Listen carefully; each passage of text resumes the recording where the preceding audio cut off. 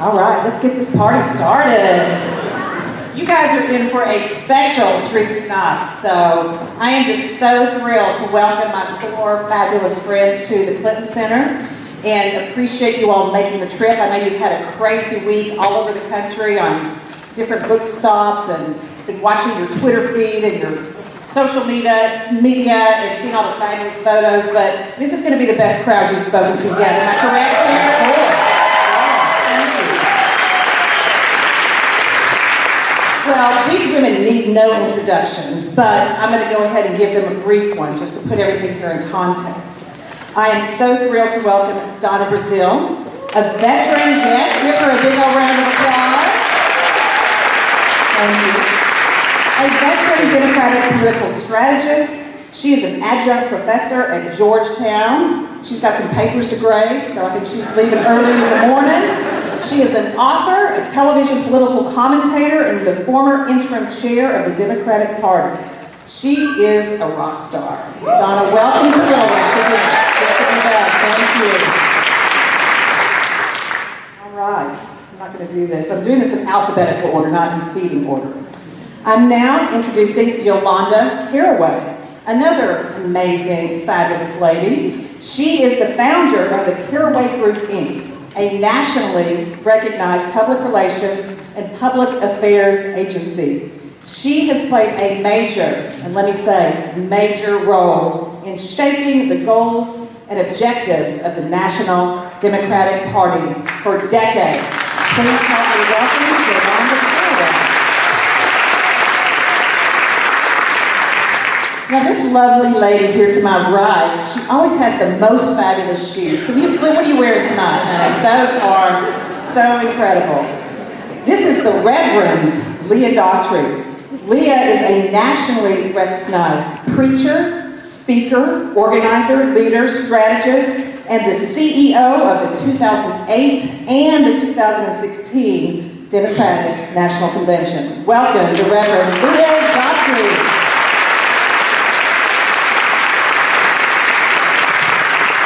Now, this next lady here in the lovely holiday green jacket here, we go way back. She is a dear, dear friend to me and to my husband. She was actually at my wedding about 18 and a half years ago. Minyon Moore. Minyon is a partner at the Dewey Square Group. She was formerly the CEO of the Democratic National Committee. She served in the Clinton administration in 2 extremely prominent positions in the White House.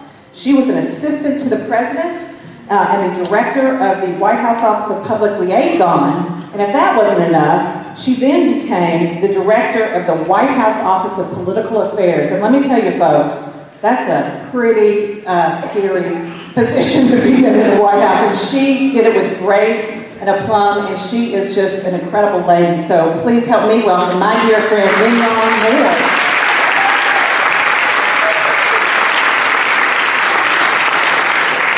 I'm going to do my very best to try to moderate this group here. I don't know. You'll let me know, Skip, how I'm doing. You can give me the hook if I don't do my job. But I'm going to start out. I'm going to ask a couple of questions, and if we have time, we'll leave some time at the end for a few questions. But I'd like to know, can you tell us, why did you call this book Colored Girls? Or why do you call yourselves the Colored Girls? I'm a Caucasian lady here in the South, sitting up here on the stage, and it's an interest, like the Colored Girls. Tell us about that title and what that means and why you decided to call yourselves that and why that's sort of part of the title of this book. Well, first of all, being a Southern colored girl. Yes. Yes. You are colored. Yes, I hope so. You may be Caucasian on paper, but you are colored. Thank you for that honor. I have seen all of your colors. You wear them well. Thank you. And because you wear them well, we are here to tell our story about why we are the Colored Girls, and I'm proud of it. Once upon a time, as Southern women and many others, we were called colored. And 30 years ago, Minyon and I were working in a Dukakis campaign that was pre-Clinton, y'all.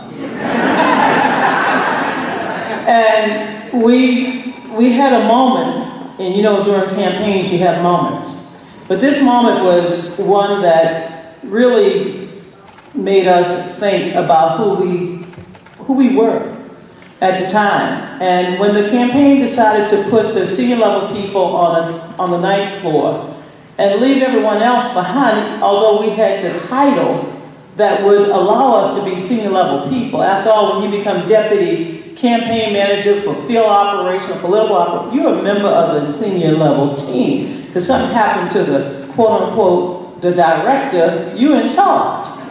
And so, and Minyon and I didn't care about titles because we knew we were in charge. And so that day when they decided to move the campaign to the next level, and we felt that certain people were being excluded in terms of their allocation of space, we went up during that special hour of each day. Some of y'all might call it cocktail hour.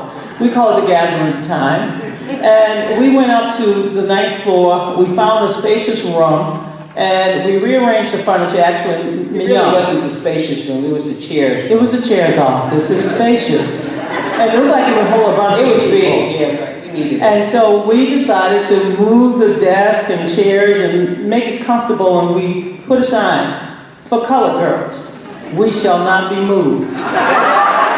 And we named every woman that we could come up with, that women that have blazed trails, women that have made a way out of no way, and we put their names under the bottom. And that room served as a gathering point for women of all colors, all backgrounds, all creeds. And it became the room that we used to empower other people. So we're proud to be colored girls. And Stephanie, you're one of us, so you better not. You can get a divorce from your husband. But you can't divorce us because you go back with us too. I do. Some of us, we were there. I didn't go to the wedding, but I might have made the engagement happen. I don't know what part I played in that. Pretty good part. Pretty good part. All right, ladies. Clearly, you all have a bond. And friendship is really one of the key themes that runs throughout this book. Can you each talk about how this friendship that you all have with one another has made you stronger individually, but also has been a vital component of your collective successes? Talk a little bit about your friendship and how that's sustained you through the last couple of decades. Whoever? Sure, I'll start. How y'all doing? I'm from the Talkback Church, so it's okay. I'm the oldest of 4 children, and so I'm naturally bossy and naturally in charge of everything. Yes, me too. So in this group, I'm the youngest. Yes, and for me, when we all gelled as a friend, it meant that when I'm at home, I'm in charge. I make the decisions. I solve everybody else's problems. I fix it. I solve it. I make it go away. With these folks, I don't have to do any of that. And I can just be Leah and just be who I want. And some days I am bossy, and I'm in charge. But other than that, they're like my big sisters that I never had growing up, and so they make my life fuller and richer. And I got somebody to complain to. I got somebody to run to when I'm having an issue, when there's trouble. We're all on speed dial, and that's really been not just part. We started as work friends, and we worked on projects together. And over the years, over these 30 years, we've become personal friends, the kind that show up at your house and rearrange your furniture, which we did at Donna's house because the feng shui was off. She had the Christmas tree in the wrong place. The Christmas tree was in the wrong place, so we had to move the tree. And then once we moved the tree, then the chair was wrong, and then so we just rearranged the whole living room. And now she's gone out and got 2 little bitty small trees. Small trees. I don't want them back at my house. So I got little Charlie Brown trees now. So for me, that's what they are, just part of the core of my life. I'm a pastor's kid, and when you grow up as a pastor's kid, it's hard to have friends because people are always coming and going in church, and you're not exactly sure who you can trust for long-term relationships. So these women have proven to me that it is possible to have good friends that you can trust and that will walk with you through fire, through the good times, through the bad times, and that there are people who can be constant in your life. And so that's why I love them. And that's why I'm friends with them, even on the tough days when we're getting on each other's nerves. That happens a lot. So, no, I'm kidding. No, so I'm going to go back to, Donna and I were the first ones to meet. I was working for then Congresswoman Barbara McCluskey, who was a senator, became a senator and retired recently. And I was working in the Washington office. And I had a job called, I was the legislative correspondent, which is a person that answers all the constituent mail. So this was probably the lowest job on the totem pole, frankly. And one day, I was sitting in my little cubicle. I didn't have anything like an office. It was a really little cubicle. And someone came in and said, there's a young lady out here that would like to talk to somebody about, and she may have said the Martin Luther King holiday, I'm not sure. I couldn't figure out why they would come to ask me to meet with her, because I was like, nobody. And so I said, okay, but then when I saw her, I knew why.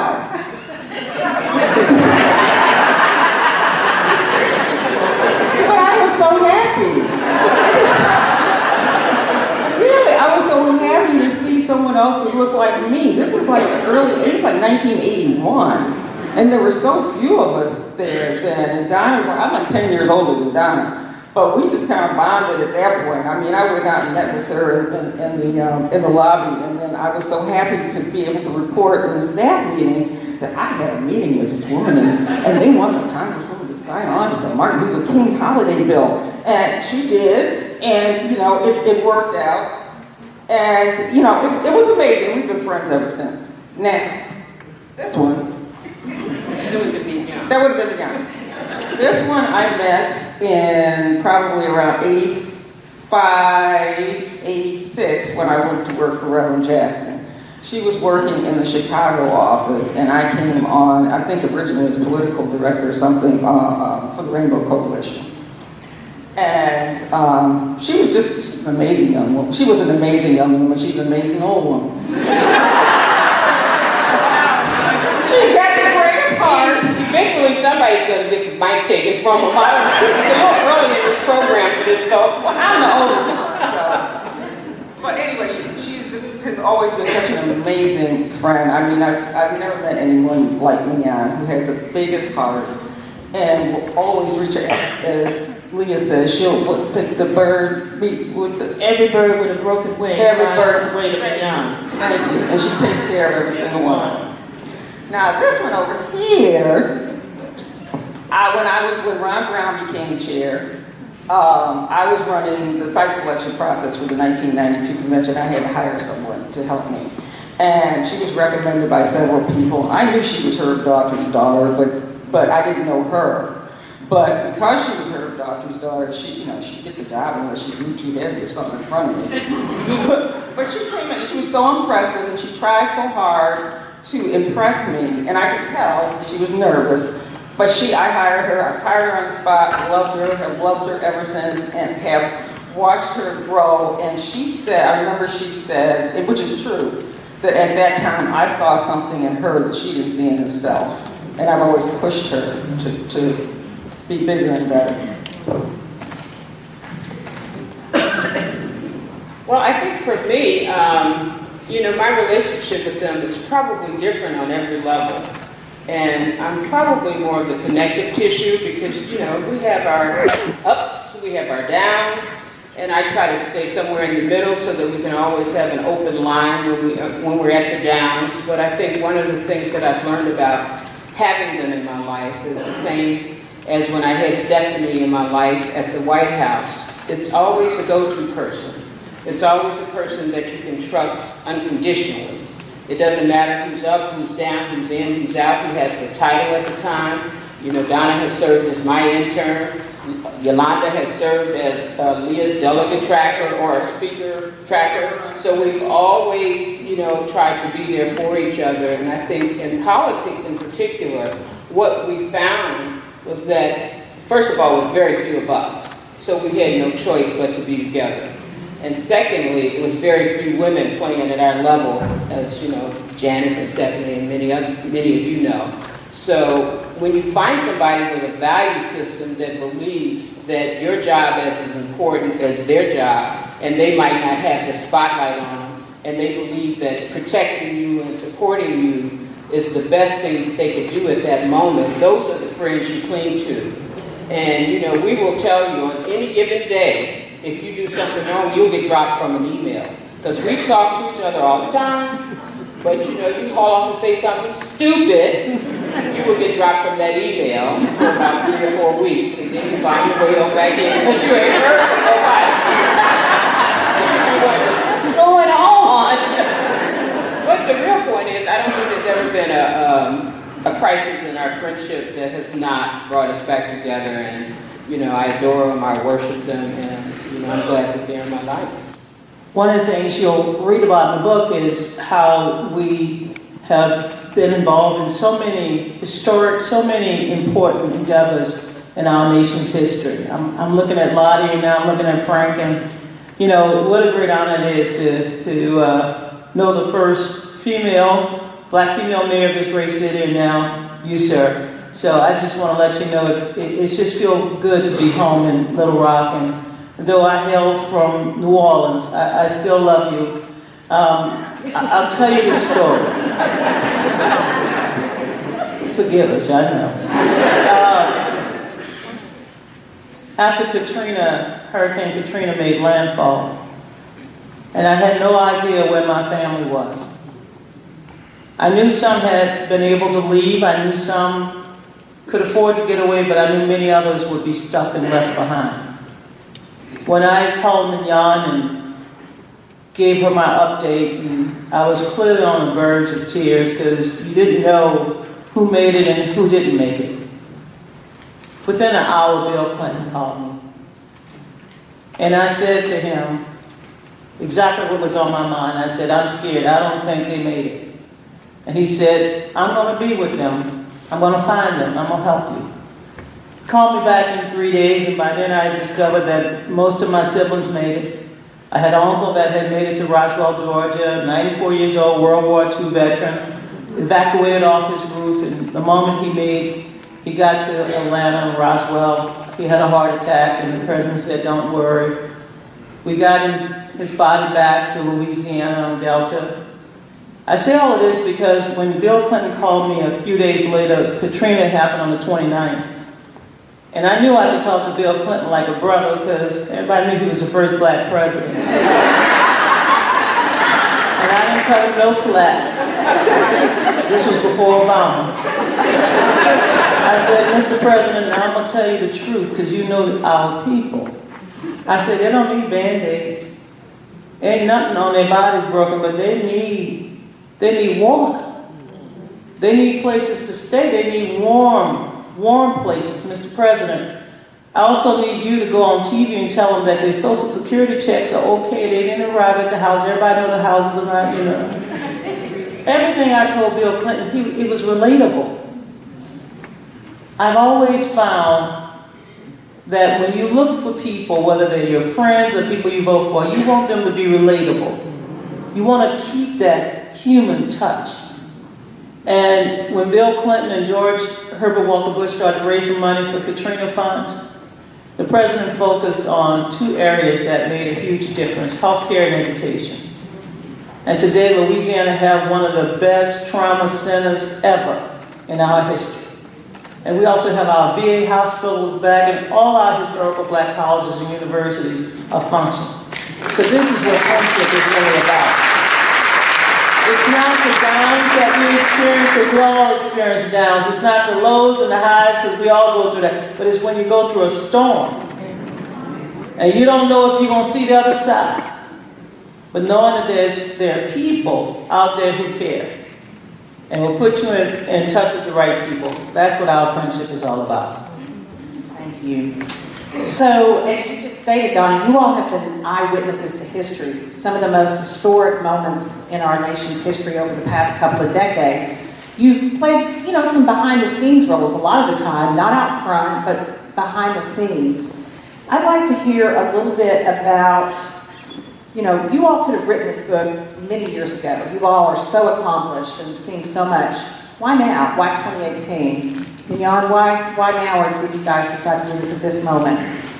Well, it actually didn't start as a book, believe it or not. We have a friend who is a Hollywood producer, and she's a great friend of ours, and she'd come to Washington, and she'd have dinner with us, and one day she came, and she says, you know what, I think you guys have a story here. Your friendship is so rich, people don't know that you're at this level in politics. I'd love to do a treatment around it, and that's basically, a mini script to sell to Hollywood. So we were like, rolling our eyes, because anybody talking about Hollywood was like, whatever. And so she decided to go ahead and do the little treatment, but she took it to Oprah first, and then Oprah liked it. So we were still whatever.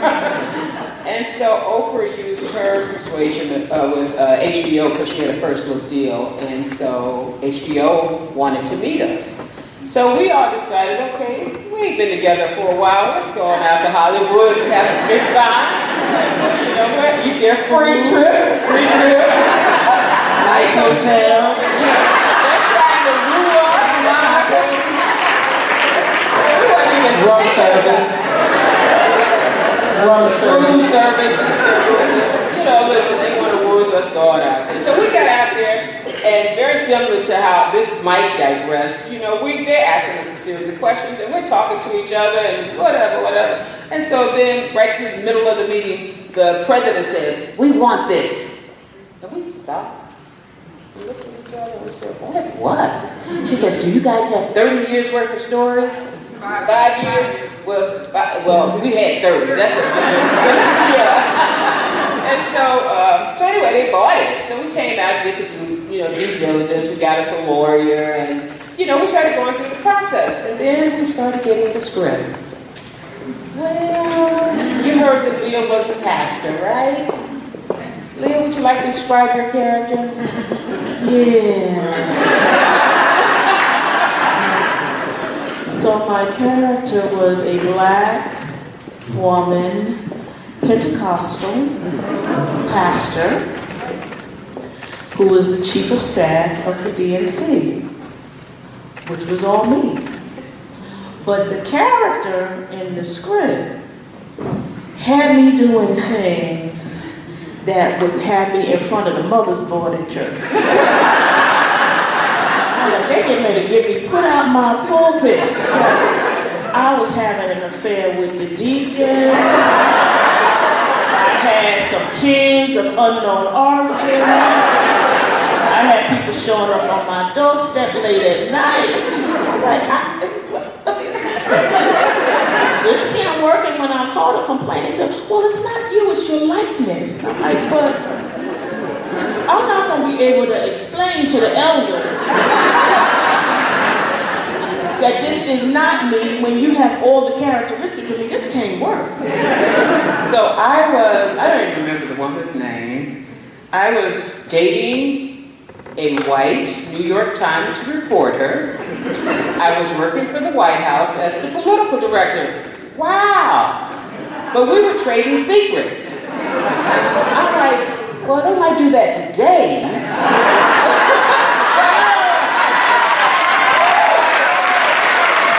In our administration, we didn't do that. I'm like, what if people think I'm really doing that?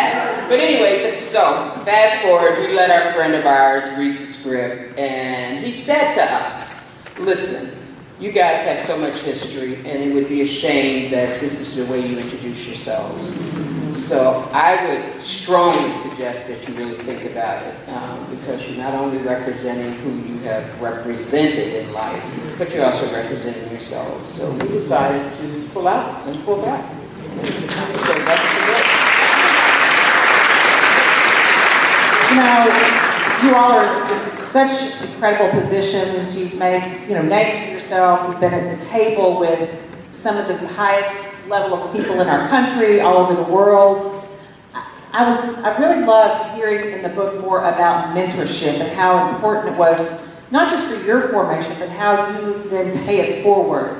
I see Lottie Shackelford here in the front row, and I know Lottie's been a mentor to so many, and early in the DNC, she's been a mentor to many young women from across our state and frankly across the country. Another mentor that I know the five of us share in common is the incredible Alexis Herman. I'd love to hear from you all about some of your mentors and maybe some interesting tidbits. Don't give away too much because we want to sell those books, but talk a little bit about mentors, your mentors, but how do you now mentor people to sort of pay it forward, if you will? Yo, why don't you go first? I've had many mentors in my life, but I think my first mentor at the national level was Ann Lewis. And I think a lot of you in here probably know her. She hired me to work for Barbara Mikulski. And then when she left to go to the DNC, she took me with her. And she kind of gave me, I was like her administrative assistant, and I just kind of ran things. But she gave me opportunities to do things. We had a training academy. DNC, I think they had this once a long time ago, but we decided we're going to start this training academy. We're going to take it around the country and train people to run for office and train people to be campaign managers. And it was called the Democratic National Training Academy. Probably one of my favorite jobs. I loved it because it was totally my responsibility. I had 2 interns, and we did this magnificent stuff around the country. So we started probably in the early 80s, and we did, I think, maybe 2 or 3, and I was more like the staff person on it. And then when we got to the 4th one, I went into her office and I said, Ann, I can do this. You don't need to pay all these consultants all this money. I can do this. And she said, okay, you do it. So this was like the last one of the year, and it was I think it was in DC, and it turned out to be the biggest, baddest event that they ever had. More people, we couldn't even hold all the people. And then after the first of the year, we were in a staff meeting, and Ann announced Yolanda Caraway is now going to, and I didn't even know, going to be Director of Education and Training, and we're taking this around the country. So she was like my first mentor. And when I tell people, and I mentor people all the time, I've been in business for 30 years, and I hire young people. I know they'll stay with me maybe 2 or 3 years, but I train them. I train them for public service. I train them to give back. We got to do our work. But we always try to do work that Ron Brown always used to say, you can do good and you can do well at the same time. So we try to do work. But it's something that I'm very conscious about, and I want to pay it forward because I've had so many people in my life that have helped me get where I am. So I'm constantly mentoring young people. I was born standing on the shoulders of many who fought for civil rights and equal justice under the law. I didn't wait until I turned 18 to do anything. I didn't wait till I turned 18 to drink, but to vote. Probably take me to the 42 bar before I come upstairs. I look at everybody else having a good time and say, don't worry, it's 5 o'clock somewhere. When will we get 5 o'clock in Little Rock? I stood on so many great shoulders. I knew as a little girl growing up in the segregated South, parents who struggled each and every day to make ends meet for my 8 siblings. There are 9 of us. I'm the 3rd of 9. I wanted to give back from the earliest. The day that Dr. King was murdered 50 years ago this April was that moment that I felt the call. And when I told my mom what I wanted to be when I grew up, she looked at me and laughed. And she said, no, girl, you're going to have to get a job. Well, Lottie knows I've tried to maintain and keep jobs.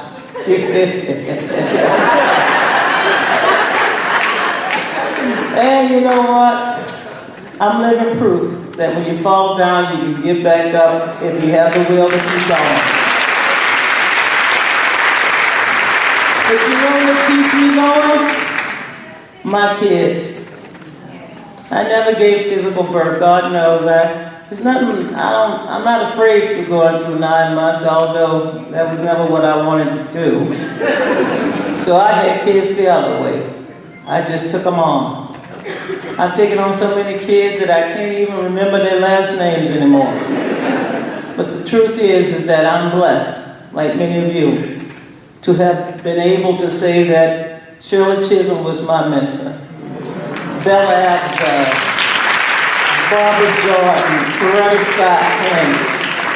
I am blessed that I can go to my grave knowing that every woman that ever walked out of their home in Louisiana and wanted to run statewide called me if it was my time to run their campaigns. And they're still my friends.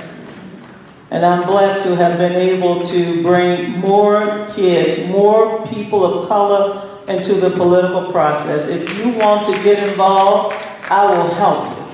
Minyon will help you, Leah will help you, Yolanda will help you. We might not pay you.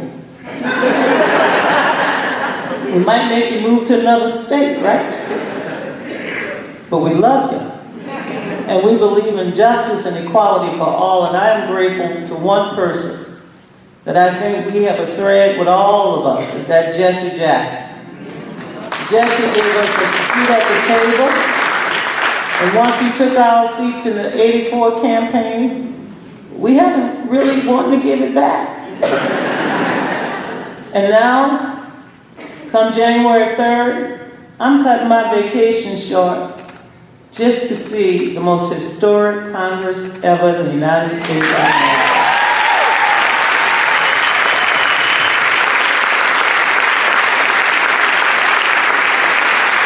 A lot of our kids are taking the oath of office. A lot of them will now carry on Shirley Chisholm's legacy and Bella Abzug's legacy. And maybe before 2020, we will see some progress that will enable us to finally see a woman take that White House.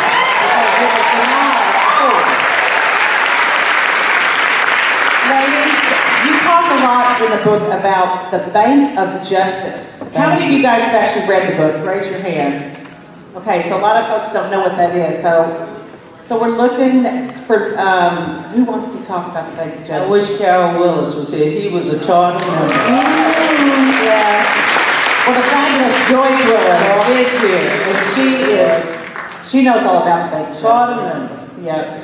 And in fact, I tell you, speaking of Carol, he was not only a charter member, he was a member that pushed you to make sure, because the Bank of Justice was developed, it actually started at a convention, because we knew that the people that work the hardest are usually the people that can't enjoy the conventions and enjoy the spoils. So we would have people like Carol and Bob and others, especially if we were in position to help, come to us and say, listen, these people need to be taken care of. And so when Leah became, and this was pre-Leah, but when she became CEO, it became Bank of Justice on steroids. because you know what? You know, Bill Clinton was not in office, but he had lots of his people still coming to the conventions.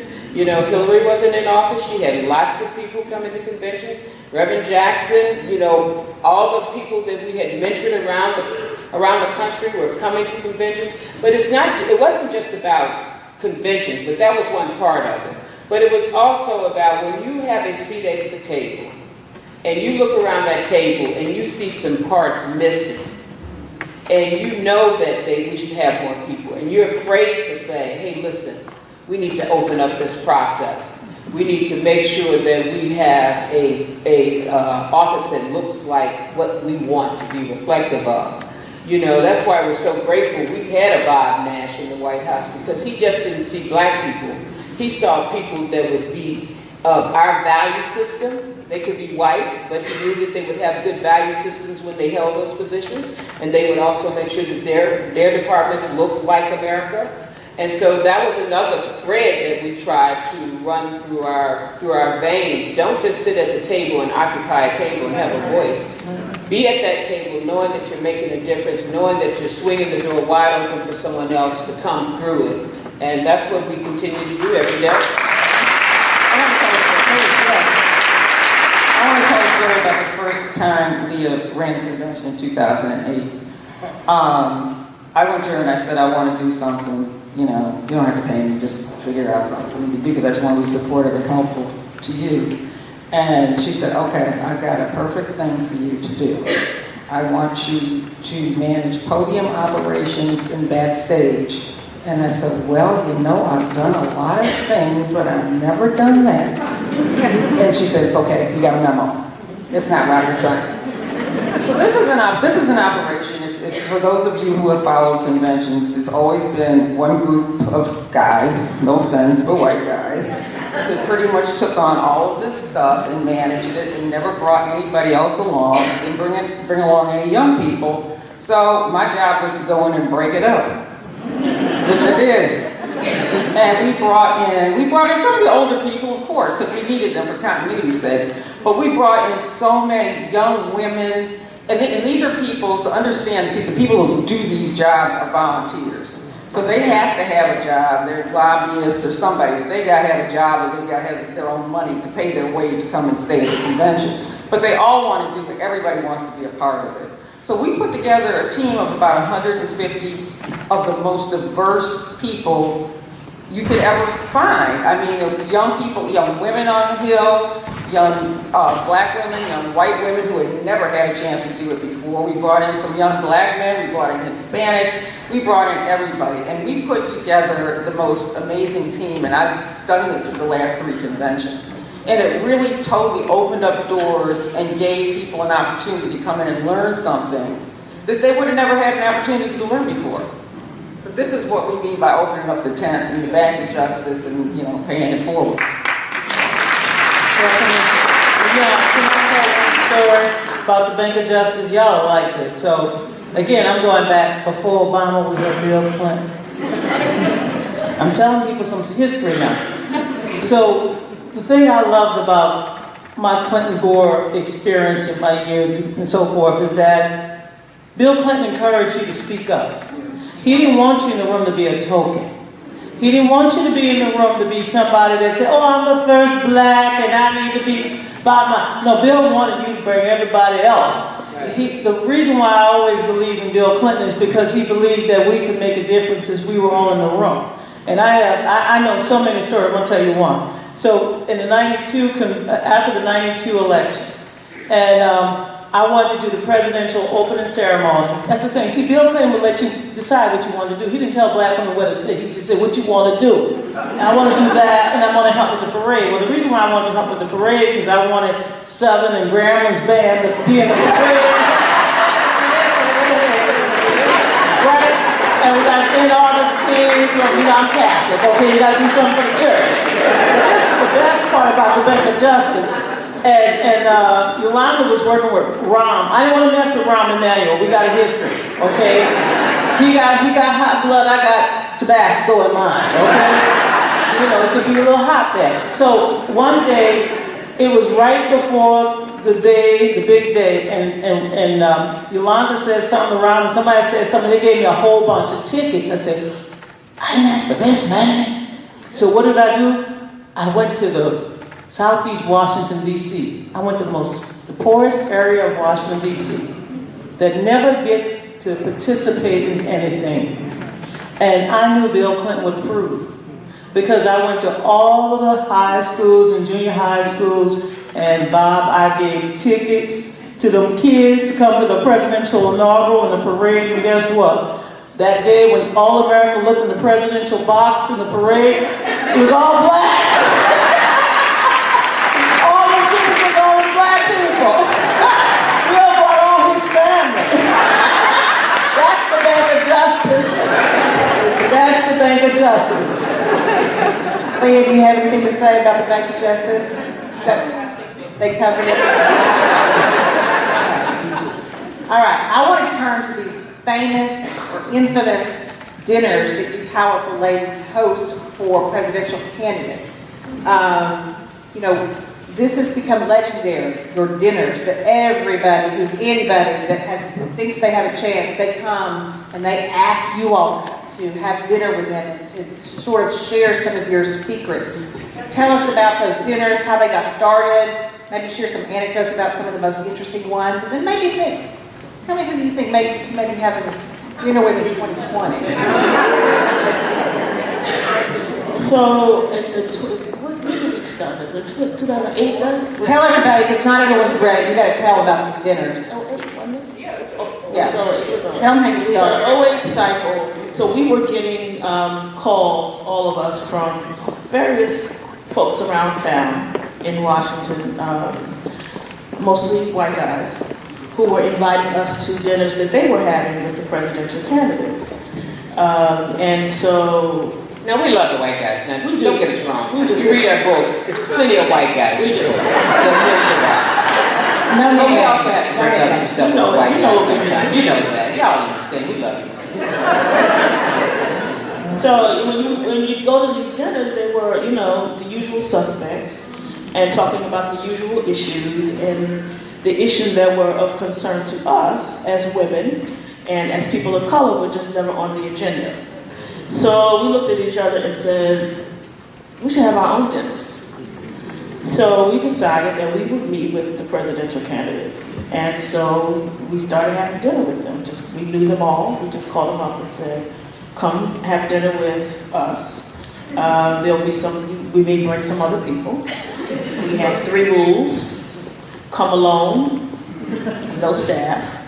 And that was because we really wanted to hear them unfiltered, without a buffer or without assistance in their answers, 1. 2, no press. We don't talk about it in the media, and we did not. I didn't even believe We never did. One of our dinner mates did. One of our dinner mates, President candidates, chose to discuss it in the paper, and that was the person who became the nominee. Yes. And the 3rd rule was you pay.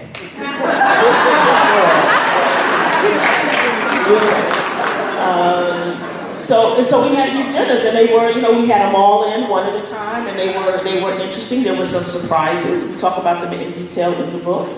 But what we were really trying to do was create an opportunity, for us to talk with them, but then for them to talk to us and understand that the issues were broader than what they may be hearing in the mainstream from the normal consultant class, but also to introduce them to a new round of folks.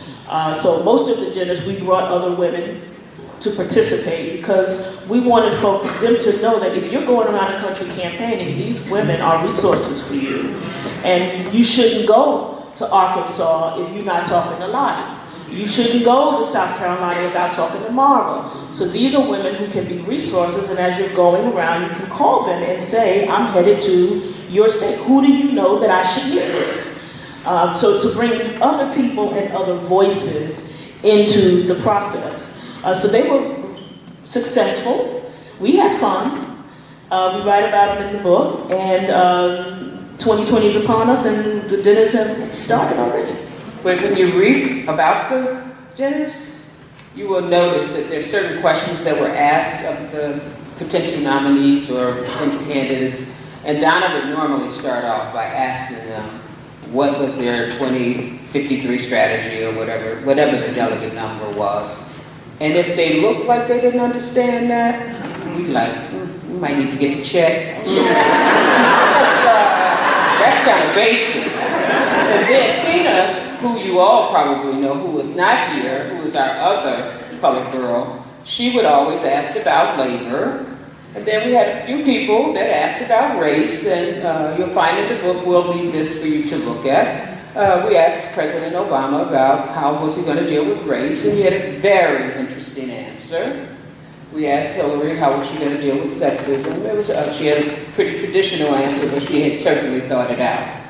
And so those dinners gave us a glimpse into their thinking. And I know the one thing we all walked away with President Obama was that either it was his time and he knew it, and we had to catch up to him. Because that dinner would have never projected that for us.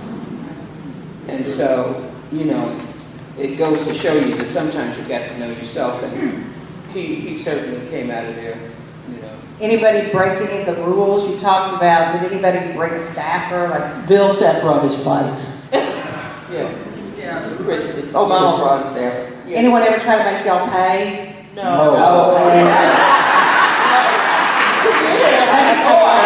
I can tell you, we had so much fun with Chris Donna.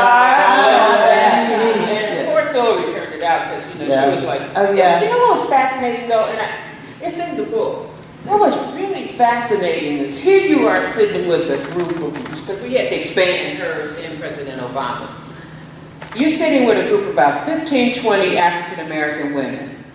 So we get in the room with her thinking that we're going to have to maybe do some extra introductions. First of all, she knew everybody in the room who knew.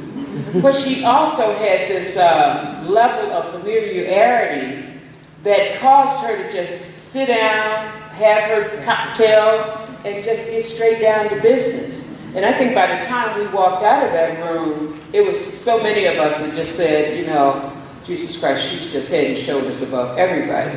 When we went to Senator Obama's dinner, it was fascinating because he, you know, I don't know if it was, you know, and Leah describes it really beautifully in the book. Male bravado. She likened it to her brothers. You know, she knows what that's like. And I don't know if it was because we were all African American that we were kind of taken back a little bit, because he certainly is smart enough. But I think when he left the room, he was like, ooh, this is probably not the right crowd to be taking advantage of, because, you know, and it was just a lesson, to me it was just a lesson learned about how we deal with race with our own people, you know, because it was a room full of women that was clearly seasoned and had been in this process a very long time. Well, and he didn't know his audience. He didn't know there were women that existed like this. Well, she just decided to say it. I was trying to be different. I'm not on We the don't care who anymore. tells it. That's what I hear from your girl Tina all the time. We don't care who tells it. We don't care who tells it. Yeah, so I want to, we discussed this in the book. You know how I got to meet Barack Obama? Oh, now she's going to go there. I think it's important. In light of what we are now learning about the disinformation campaign and the weaponization of our social media platforms in the 2016 campaign, I think it's important, and I think it's mandatory that we help tell Hillary Clinton's story, because she was scarred beyond recognition, in my judgment. And though she still won the majority of votes, there's no question that the 78,700 plus votes that so-called gave Donald Trump the, is this nonpartisan? Gave Donald, well, hell, we're in the presidential library. But that gave him the advantage of the Electoral College, there's no question. And I'll go down to my grave and know that something went wrong in 2016. So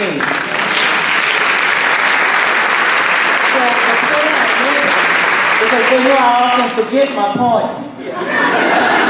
Here's the original point, is that Hillary and her infinite wisdom called Minyon and said, why don't you and Donna sit down with this young man trying to become United States Senator? When Minyon called me so I can come down to the third floor to meet Barack Obama, I said, who?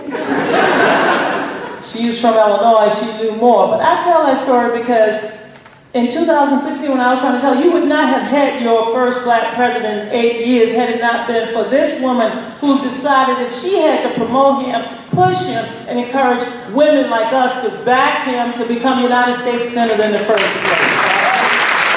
So that had to be told. Thank you. We don't have to add on to that. Let me add on to that. Okay. So when John Kerry was the nominee, Wow. and he was putting together his convention, speaker said he wanted someone, he had the Congressional Black Caucus, he wanted someone new and up and coming to be a speaker. So he asked, and we recommended, there's this senator, young guy from Illinois, Barack Obama. And he said, who? So that was in 04. That was in 04. So Barack Obama became speaker. I was sitting on the podium, and all I knew, I had met him. I was like, okay, yeah, okay, fine. We're going to let him speak. He was running for Senate then. And I was sitting on the podium, and he started speaking, and I was doing, what were we using back then? Blackberry. I was like, this is my break, because, you know, there's so many speakers.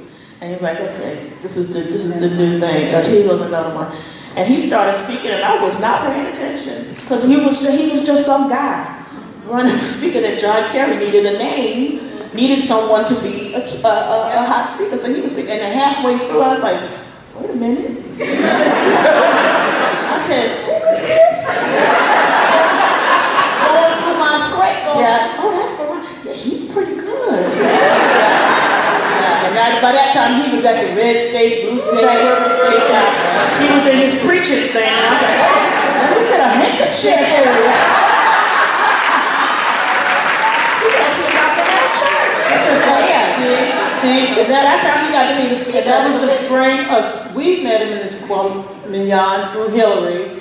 That was the spring of, that was 2003. And then we talked to Alexis Herman and Bill Lynch. Yeah. And we got to John Kerry. So, yes, I just see, I'm keeping the Clintons black card.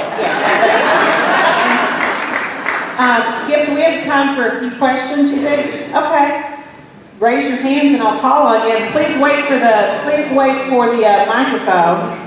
While we're talking about the Clinton's black card, Yes, can I ma'am. talk about the mental story? Yes, ma'am. I'm sorry. Yes, ma'am. We'll come right back to you right here. 2016 was the Philadelphia convention, and it was the next to last night of the convention, and I was having a rough time that night with some of the peeps. I'm sitting in my office. I went in my office to have a quiet moment to,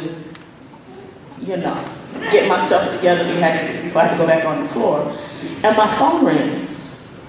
And it's Tina. She said, where are you? I said, I'm in my office. She said, how's it going? I said, girl.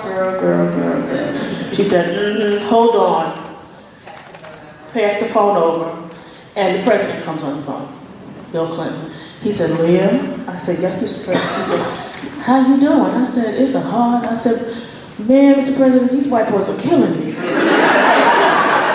And he said, it makes me ashamed to be a white boy.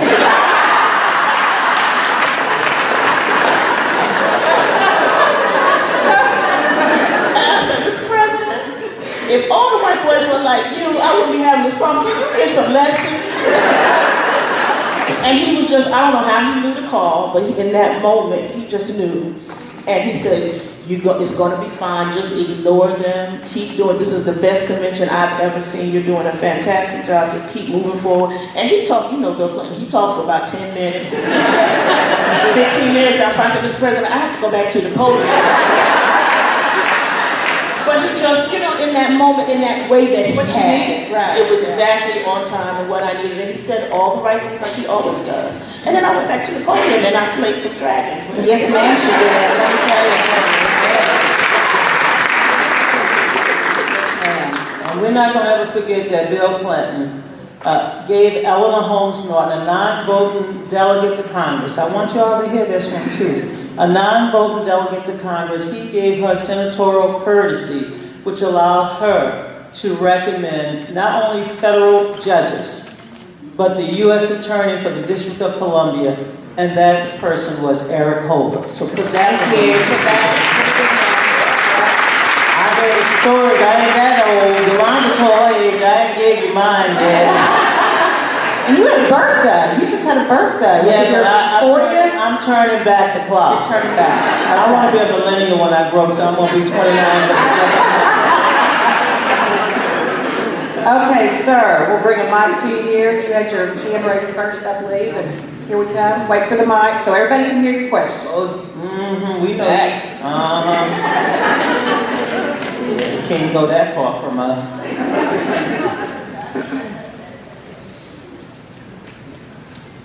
Y'all, this has been so much fun. But this question may get down, but Donna, you've been a leader for decades in election protection and the fight against voter suppression. And, it's kind of a growth industry right now. So I just wonder, what is your Code Girls perception on election protection and voter suppression? Since 2010, 28 states,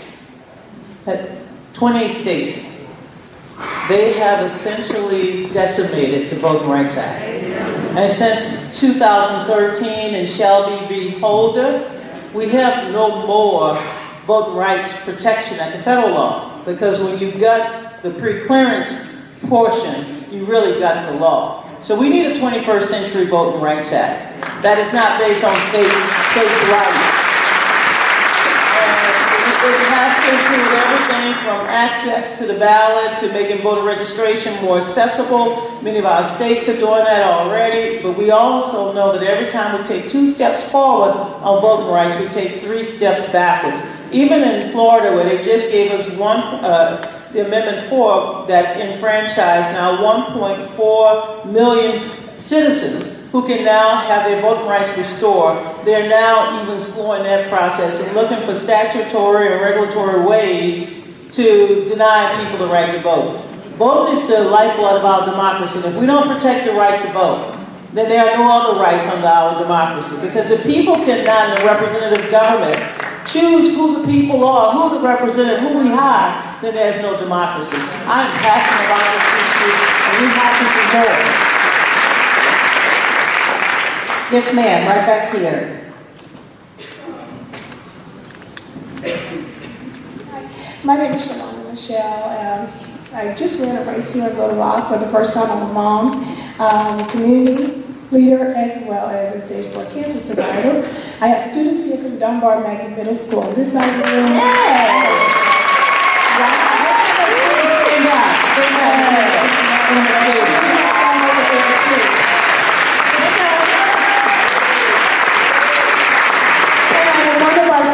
Have questions, but real quick, how do young women such as myself, never did politics until this year and almost won, how do we find a mentor, especially a Black woman mentor, to help you through this process? You know, first of all, you probably can look around this room and find so many mentors. I think the first thing you have to do is start looking at your local campaigns and trying to figure out, okay, if that's a place you can go and really, find people that look like you, that feel like you. There are lots of organizations. I mean, I'm sure Lottie and others can offer probably more tangible advice. But most of the time when you're looking for a mentor, it really is within you.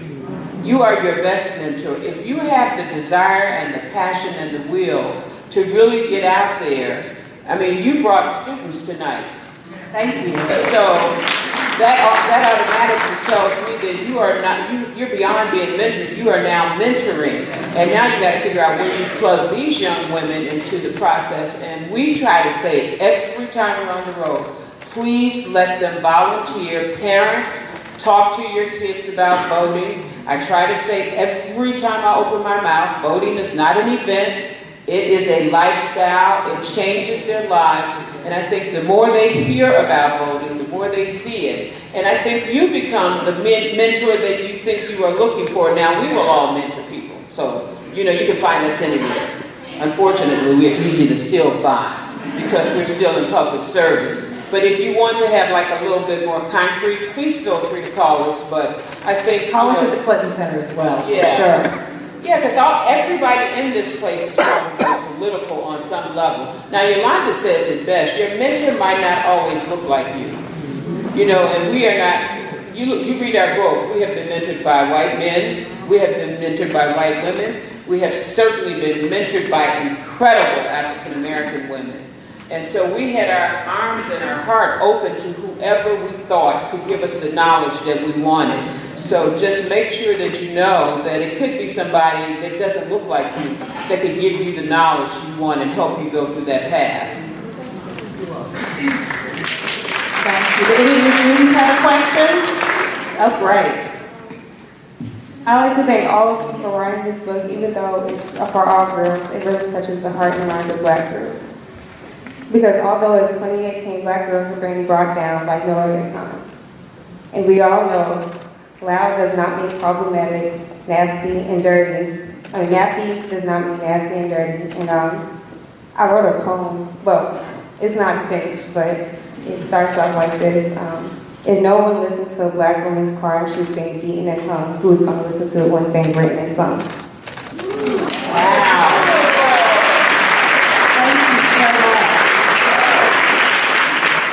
I want to say to the sister, to young sister, tell me your name. Sarah. Okay, Sarah. Thank you for your comments and your question. And this is not a culture that honors everyday Black women.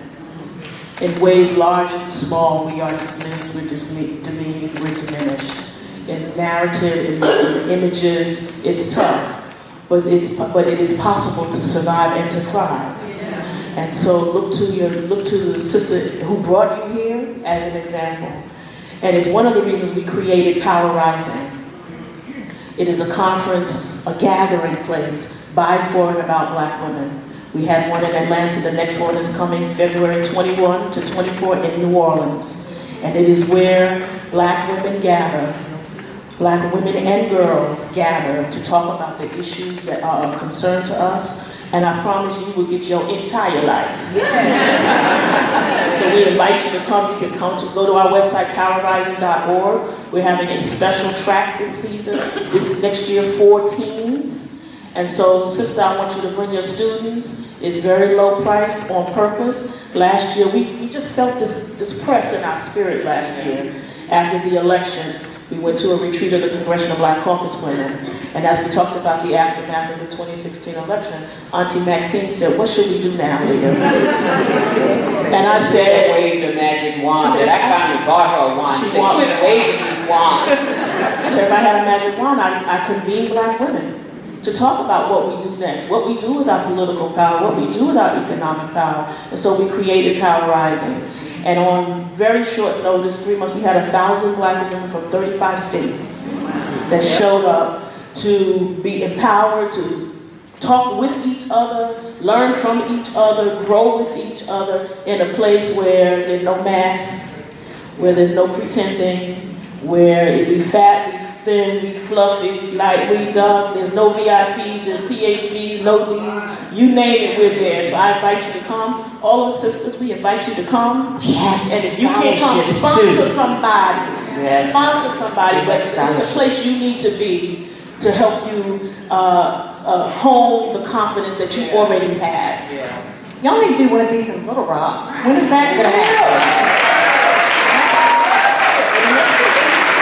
You heard it here, folks. Next year. I'll be writing that down.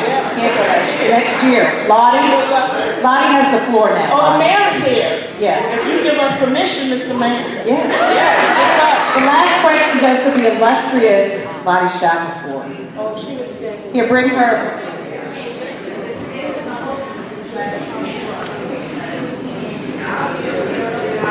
Or comments? Yes. Lottie, you have the floor. Thank you. And I just want to say, needless to say, you all know I know these young women. I do have a question, but I also want to echo that they truly are true to what they say. And I've never worked with a more dedicated and committed group throughout. Minyon, you could never get her to go away to get something to eat. I know. So talking about, well, but you be waiting on Minyon, but Stephanie, you wait on her for hours trying to get away. But I just wanted to commend them for not only thinking it and doing it, but then being willing to share.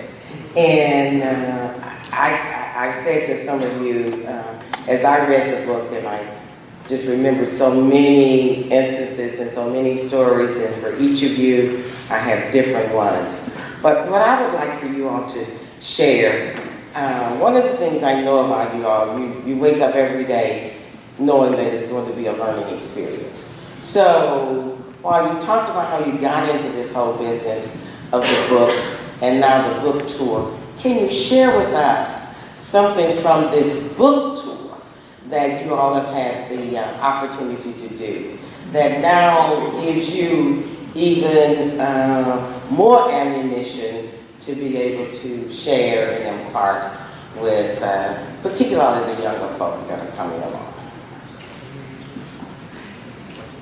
Lottie, that question is actually, it almost penetrated me because it has been something that I think about after we end every session.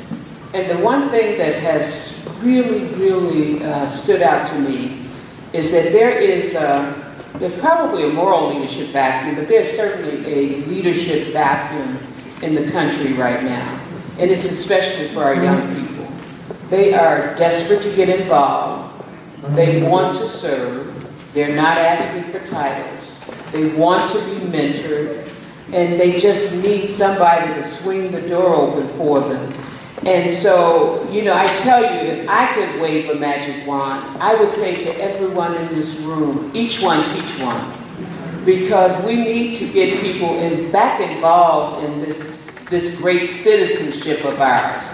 Because they're too disconnected. And they really want to be involved. And that's the thing that I have taken away.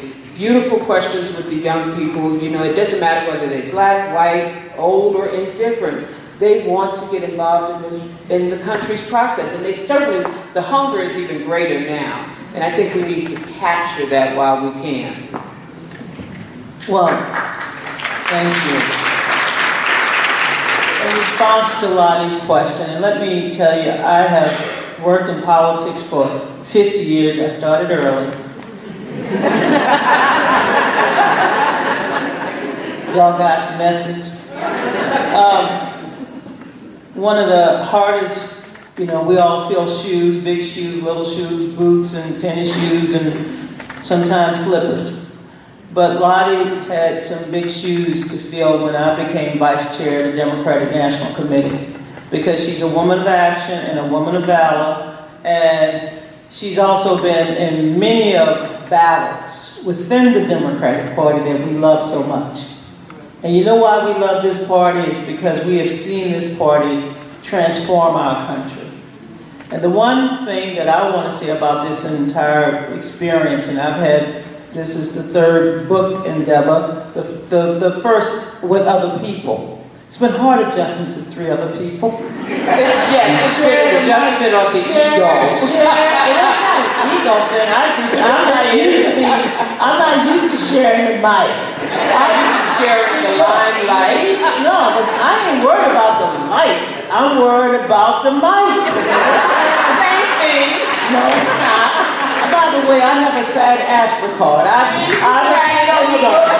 house is hard. Wait, we just came in mind. We thought we were going to have to leave her out there. And she was auditioning at every book, too. Absolutely. I want to have my best life, too, Oprah. And who knows? I don't know if I'm going to become more of me, more of you, or more of something else. I've been reading that book, too. Now, y'all To the question. answer the question. See what they do to me? We just trying to help you. Yeah. What was the question? We just trying to help you. Despite, just see what they do to me? Okay. Despite the title of our book, the one thing that I leave this book tour with, and I think I leave this in my heart body, is that civility is not dead. We can still find a path to racial reconciliation despite all of the nastiness, despite all of the times they have tried to divide good people in this world. We are still one people. When I look around this audience, what I see tonight is something I feel in my heart. I feel hope. I feel it. And that's what my closing thoughts about this book tour. I'm still not inviting them over to my house. I don't understand this feng shui. We don't do that in New Orleans. We got abattoirs. But whatever they did, I haven't moved it. I'm scared. Because you never know when we might just ring the doorbell. Yes, ma'am. For me, the thing that I take away from the book tour is I have loved the conversations and the questions from the younger generation. But I love the conversations and the questions from those of us who are a little more seasoned, who are trying to navigate our way through this time that we're living in, which is unlike anything that we've seen before. There was a study that came out a couple weeks ago that shocked me, that said that by 2024, people age 55 and older will be the majority of the workforce. That's just 5 years, will be the majority of the workforce. And we've spent a lot of time, rightly so, on those who are coming up. But those of us who are on the other end of the spectrum still have a role to play. And I think we, as to Donna's point, we have to, for the young people, provide the example that in their young life they have never seen what it's like to have a civil government, what it's like to have a government that represents the people, that represents the people's interest. They haven't, my nephews are 14 years old, they've never seen it. And they're conscious like they had Barack Obama, but they weren't really paying attention. And now they're like, is this what the president is supposed to do and be and act like? Is this what our discourse is supposed to be? We have, those of us who remember, have an obligation to provide an example to those who are coming up, and to be an example to each other of what civility is. And I often say, we have to make these decisions about who we're going to be in this time. Civility is a decision. Decide to be civil. Confidence is a decision. Decide. The way we treat each other, it's a decision we make every single day. What we're going to post, what we're going to tweet, how we're going to talk to the person in the restaurant, how we're going to deal with the wait staff, how we're going to deal with our teachers. It's a decision that we make individually every single day. And we can decide that we're going to treat each other better, that we're going to treat the people we don't know better, that we're going to be the best that we can be, and that way provide an example for each other, but provide an example for our future. We can change the dynamic if we decide that that's what we're going to do. Yeah.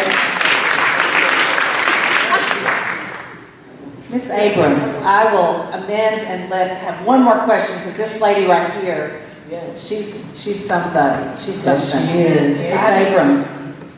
You young folks. I'm 87. In this book, I didn't find something that I needed help with. Unity and color, those two words have a deep meaning to me. What do you know to help me bring into the Hispanics that I can't speak no Spanish, and the Native American, because they come in all colors, and also you.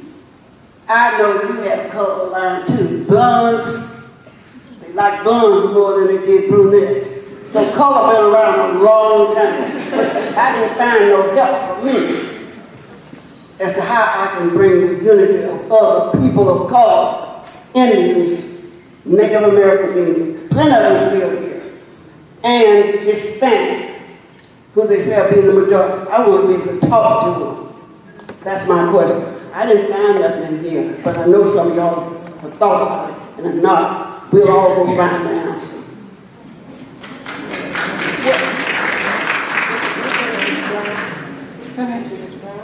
Ms. Abrams. Ms. Abrams, well, thank you for your question, and thank you for buying the book, and thank you, because I believe that you probably have, you know more than we will ever know. So thank you for asking us a question like we know. I appreciate that. But I will say this, the intent of the book was not to really focus on color as much as it was to focus on the value system.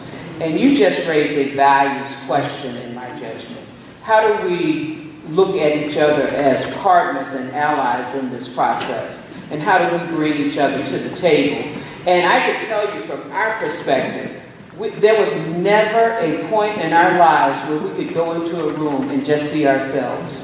Unfortunately, we just didn't have that luxury. We always had to figure out who was not at the table.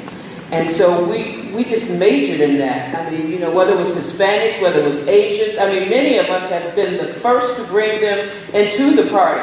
When the LGBT, when we weren't even taking money from the gay and lesbian community, we demanded it.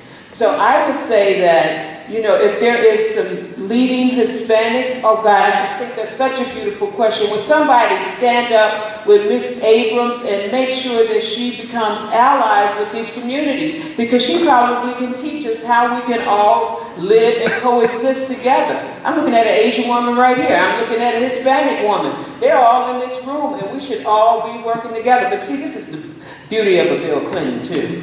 Because this room is so Bill Clinton. Everybody from every walk of life. And so hopefully, we can just figure out how to build that coalition right here in this room with you tonight, because I think it's such a beautiful question. Thank you. And I love a line from Bill Clinton that he always says is our common humanity matters more than our interesting differences. And we need to embrace that. And as you said, he is the master of embracing, finding the good in someone, not just looking for what we differ on. What do we have in common? So I am so grateful. I know everyone is here tonight for that you all made the trip to come to Little Rock. Thank you.